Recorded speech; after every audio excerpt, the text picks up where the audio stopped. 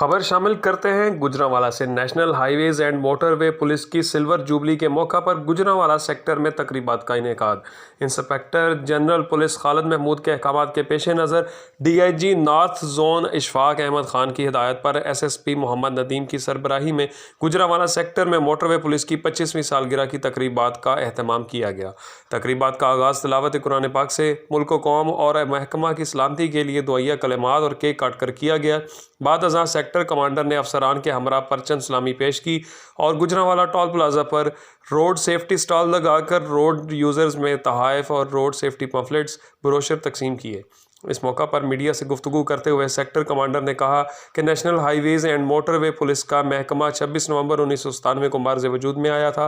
Motorway police के अफसरान सड़कों पर लोगों की ज़िंदगियां बचाने और ट्रैफिक कवानीन पर अमल दरामद करवाने के लिए शब रोज़ मसरूफ़ हैं। मोटरवे पुलिस ने अपने मंशूर के मुताबिक रोड यूज़र्स को महफूज सफ़र की सहूलियत करने में कोई कसर नहीं छोड़ी। इस मौका पर डीएसपी गुलाम अब्बास गोंदल ने अपने ख्यालात का इजहार करते हुए कहा कि मुहज़्ज़ब कौमें हमेशा ट्रैफिक कवानीन की पासदारी करती हैं। तकरीबात में मोटरवे पुलिस के अफसरान, तलबा, मीडिया के नुमाइंदगान और रोड यूज़र्स की कसीर तादाद ने शिरकत की।